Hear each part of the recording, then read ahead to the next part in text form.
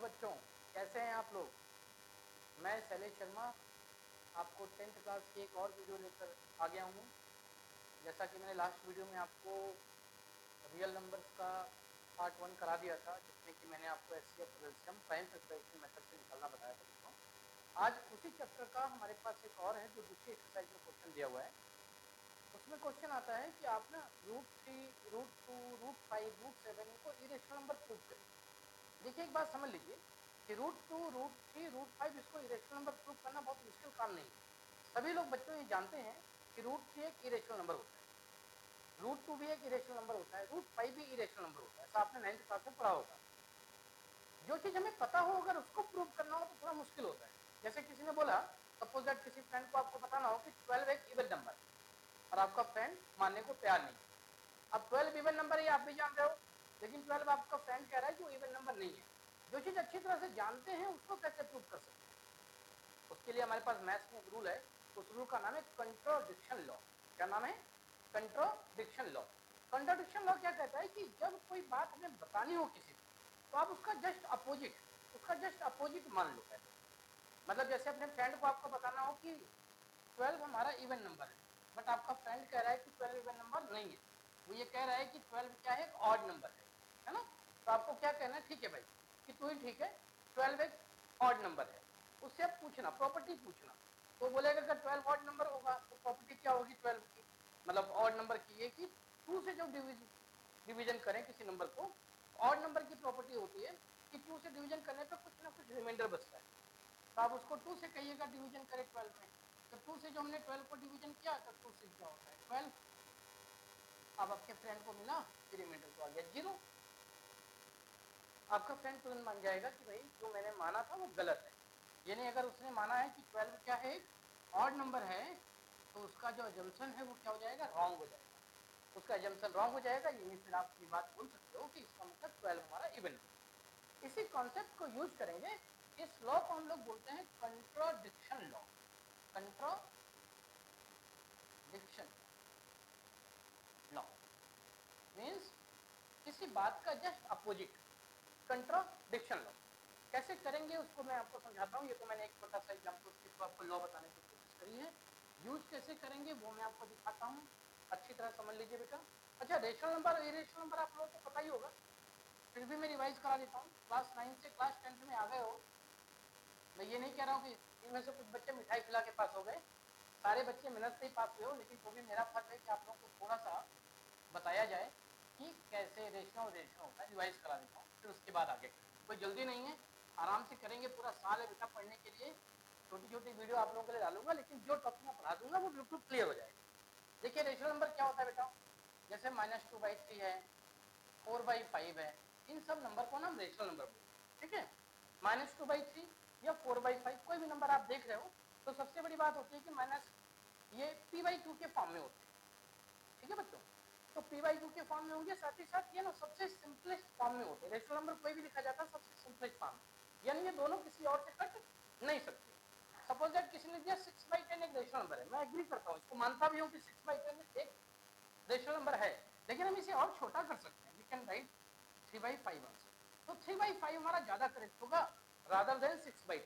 ठीक है, तो ये आप समझो रेशनल नंबर हमेशा सिंपलेस्ट फॉर्म में होते हैं। इरेशनल नंबर क्या होते हैं, जैसे कि √3 हो गया भाई, √2 हो गया, √5 हो गया एंड सो ऑन। इसकी वैल्यू पूरी तरह सामने निकले। जैसे √2 की वैल्यू आप लोग देखोगे 1.414321, रात भर पढ़ते जाइए खत्म नहीं होने वाला। √3 की वैल्यू 1.732138 समथिंग करके है, पढ़ते जाइए रात भर खत्म नहीं होगा। √5 की वैल्यू इरेशनल नंबर। हमें प्रूव ये करना है कि √2 या √3 या √5 हमारा एक इरेशनल नंबर है, तो कोई भी एक नंबर लेके प्रूव कर लेंगे, बाकी सारे उसी तरह से प्रूव हो जाएंगे। ये समझ में आ गया आई होप। तो मैं इसको इरेज करके पूरी आप लोगों के लिए जगह बना के इसको प्रूव करता हूँ। एग्जाम में बेटा ये क्वेश्चन 3 नंबर का आएगा, प्लीज इसको जरूर कर लीजिएगा और कम से कम करके 5 बार प्रैक्टिस करिएगा। क्वेश्चन होगा prove that √3 is a irrational. ध्यान से देखिए, छोटा सा क्वेश्चन, एग्जामिनर का फेवरेट। एग्जामिनर के फेवरेट कौन से क्वेश्चन होते हैं, ऐसे क्वेश्चन जो लिखने में छोटे हों, लिखने में छोटे लेकिन उसका सोल्यूशन बड़ा, एग्जामिनर का favourite. Prove that root 3 is irrational number. ये प्रूव करना है कि रूट 3 एक इरेशनल नंबर है। कैसे प्रूव करेंगे? मैंने आपको बताया कि इसमें हम कॉन्ट्राडिक्शन लॉ लगाते हैं। जानते तो हैं कि रूट 3 इरेशनल नंबर होता है, लेकिन लॉ क्या लगाएंगे? हम लोग लिख लेंगे let root 3 is a rational. क्या लिखा मैंने? मान लेते हैं कि रूट 3 क्या है? एक rational number. Okay, let root 3 is a rational number. अगर रूट 3 हमारा एक रेशनल नंबर है, हमने उल्टा मान लिया, अज्यूम किया कि रूट 3 रेशनल नंबर है, प्रूव करना है कि इरेशनल है। समझो बात को। So root 3 is equal to a by b। We can write root 3 as a by b, जैसे मैंने पीछे आपको दिखाया कि a by b के फॉर्म में लिखा जा सकता है, where a and b are coprime. इसका क्या मतलब है बेटा? को प्राइम का मतलब हो गया कि a और b में कोई भी कॉमन फैक्टर नहीं होंगे। तो रूट 3 हमारा a by b हो गया। अब बात समझो, ये हमारे क्या है? आर को प्राइम है ना। तो अब हम इसे कर सकते हैं, ये b को इस साइड लेकर आ जाएं तो root 3b is equal to a हो जाएगा। एक बात, ये हमारा बन गया इक्वेशन नंबर 1। आप लोग भी लिख लीजिएगा इक्वेशन नंबर 1। अब हमें क्या करना है? स्क्वायरिंग ऑन बोथ साइड, दोनों साइड में हम इसको स्क्वायर कर देंगे। ठीक है, स्क्वायर कर देंगे तो क्या हो जाएगा बेटा? रूट 3b का square is equal to a का स्क्वायर। तो ये बन जाएगा बेटा 3b स्क्वायर, और ये बन जाएगा बेटा a स्क्वायर, यानी कि b स्क्वायर बन गया बेटा हमारा a स्क्वायर बाई 3।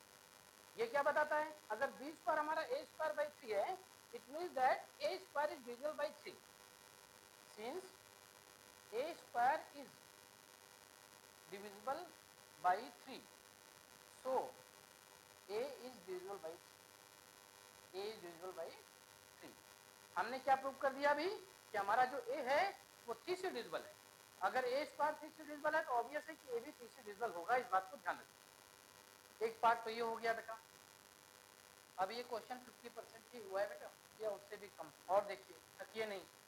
अब हम क्या करेंगे? Put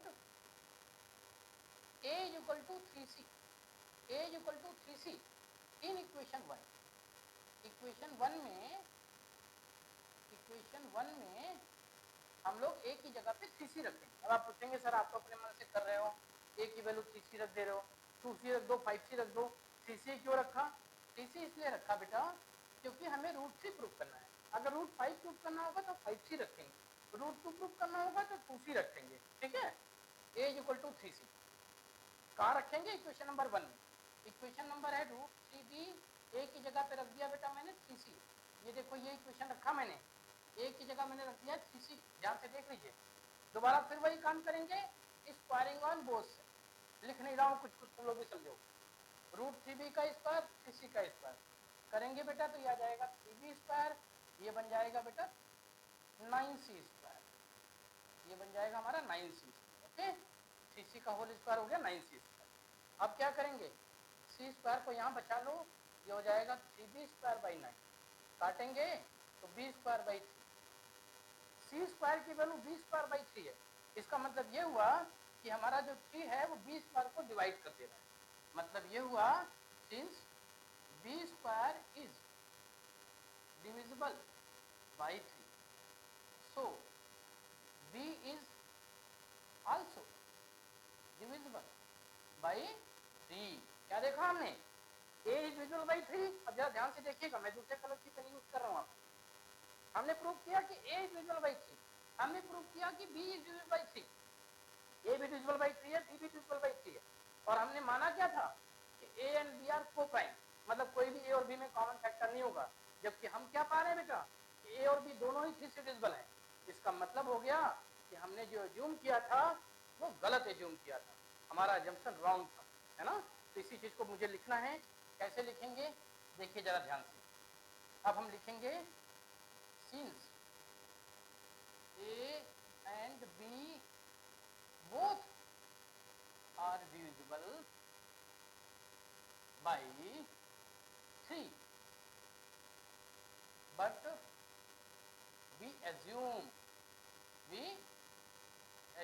that a and b are co-prime। पूरा वाला लिखिएगा बेटा, एक नंबर तो इसी के लिए मिलेगा, A and B are coprime. So our assumption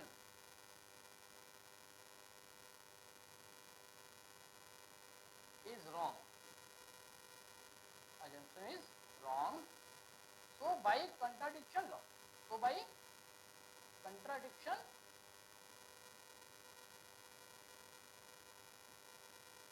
law क्या हो गया बेटा, जो हमने मान लिया कि हमारा assumption wrong है, तो contradiction law क्या कहेगा?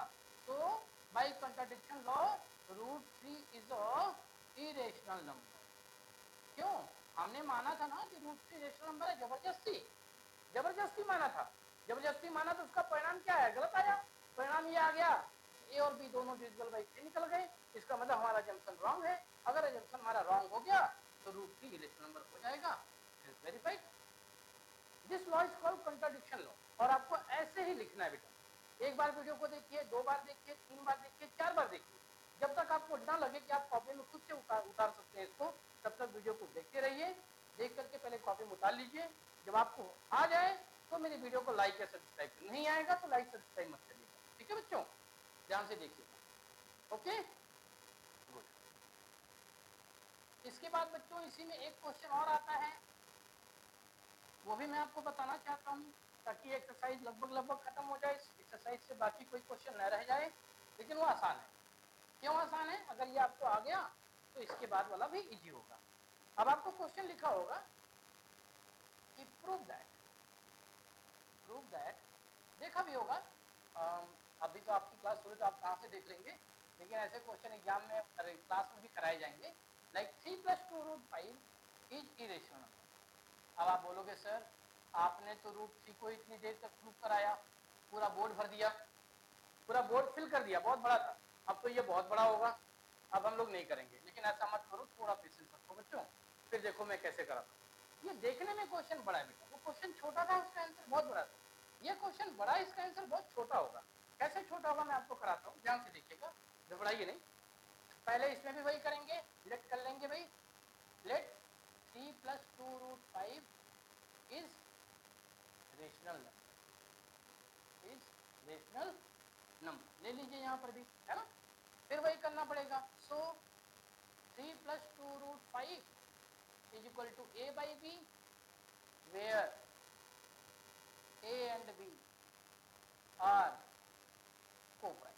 इसमें भी ऐसे लिख लीजिए, कोई बात नहीं, है ना, लिख लिया 3 + 2√5 इज इक्वल टू a/b। अब इसमें क्या करेंगे बेटा, ये जितना भी आपको 3 + 2√5 इज इक्वल टू a/b दिखाई दे रहा है, आपको ना √5 को बेटा लेफ्ट हैंड साइड में रखना है, बाकी सब नंबर को उस साइड ले जाना और कुछ नहीं करना। ये इसके करने का तरीका डिफरेंट है, यानी 2√5 को यहाँ रहने दीजिए, a/b -3 करो। पहले हम क्या लेके जाएंगे, 3, हमें √5 को फ्री करना है, तो पहले जो दूर है उनको हटाएं, भाई 2 तो बहुत नजदीक है ना, तो 2√5 को अचानक से नहीं हटा देंगे, रोने लगेगा √5 कि मेरे बिल्कुल नजदीक वाले को हटा दिया, रिश्तेदार को, करीबी रिश्तेदार को। तो पहले दूर के रिश्तेदार को दूर करते हैं, दूर के रिश्तेदार को दूर किया, a/b -3 लिख दिया।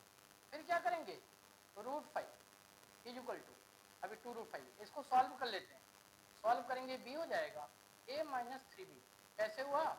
अरे भाई 10th क्लास में आया, मिठाई खिला के नहीं आया, ध्यान से देखो, ये b और 1 का एलसीएम क्या होता है बेटा, b, तो ये b से मल्टीप्लाइड होकर 3b हो गया। होप कि आपको समझ में आ रहा होगा, ठीक है। ये देखो बेटा, √5 हो गया a -3b, और ये 2 अब आ जाएगा बेटा नीचे। क्या दिखाई दे रहा है आपको, √5 लेफ्ट हैंड साइड में है, a -3b/2b right hand side में है। आपको क्या नजर आ रहा है, a -3b और 2b एक रेशनल नंबर है, it is a rational number, और √5 क्या है बेटा, ये एक इरेशनल नंबर है। ऐसा कैसे हो गया, ये तो अनर्थ हो गया। किसी एक इक्वेशन में, किसी भी इक्वेशन में लेफ्ट हैंड साइड में इरेशनल नंबर हो जाए, राइट साइड में रेशनल नंबर हो जाए, मैथ्स में इसको बोलते हैं अनर्थ हो जाना। अनर्थ हो गया मतलब गलत हो गया, मतलब ये हुआ कि हमारा असम्पशन रॉन्ग हो गया। हम लेके क्या चले थे कि 3 + 2√5 इज अ रेशनल नंबर, उससे क्या पता चला कि भाई irrational number left hand side में आ गया, रेशनल नंबर राइट साइड में आ गया, which is not possible. Maths में कभी ये पॉसिबल नहीं है। तो इसका मतलब हुआ कि हमारा असम्पशन रॉन्ग है। हम क्या लिख देंगे, since LHS is not equal to RHS, है ना, LHS RHS के इक्वल नहीं है, नहीं है, so our assumption is wrong, assumption is wrong, हमारा assumption क्या हो गया, wrong हो गया। नीचे लिखिए, तो भाई कंट्राडिक्शन लॉ